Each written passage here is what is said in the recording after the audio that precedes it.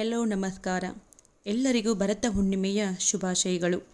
ಈ ವರ್ಷದ ಮಾಘ ಪೌರ್ಣಿಮೆ ಅಥವಾ ಭರತ ಹುಣ್ಣಿಮೆ ಫೆಬ್ರವರಿ 12, 2025 ಬಂದಿದೆ.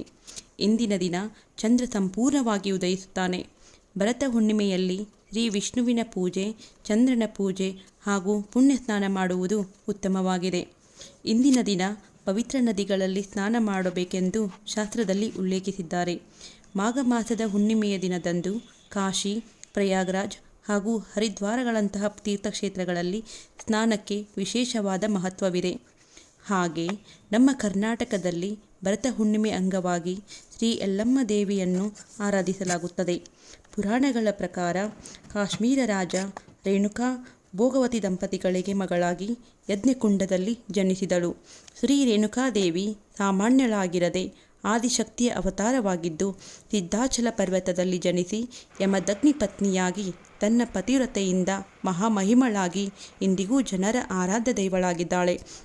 ಸಾವಿರಾರು ವರ್ಷದ ಇತಿಹಾಸ ಹೊಂದಿರುವ ಈ ದೇವಾಲಯದಲ್ಲಿ ಭರತ ಹುಣ್ಣಿಮೆಯನ್ನು ವಿಶೇಷವಾದ ಪೂಜೆಯನ್ನು ಕಾಣಬಹುದು.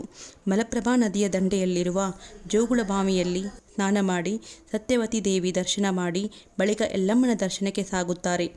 ಹಾಗೆ ಮನೆಗಳಲ್ಲಿ ಮನೆಯ ಮುಂದೆ ರಂಗೋಲಿಯನ್ನು ಹಾಕಿ ಬಾಗಿಲ ಮುಂದೆ ತೋರಣವನ್ನು ಕಟ್ಟಿ ಪೂಜೆಯನ್ನು ಮಾಡಿ ಹಾಗೂ ನೈವೇದ್ಯವನ್ನು ಮಾಡಿ ದೇವರಿಗೆ ಸಮರ್ಪಿಸಿ, ಇದು ಬೆಳದಿಂಗಳಾಗಿರುವುದರಿಂದ ಎಲ್ಲರೂ ಸೇರಿ ಬೆಳದಿಂಗಳ ಊಟ ಮಾಡಿ ಭರತ ಹುಣ್ಣಿಮೆಯನ್ನು ಆಚರಿಸಲಾಗುತ್ತದೆ.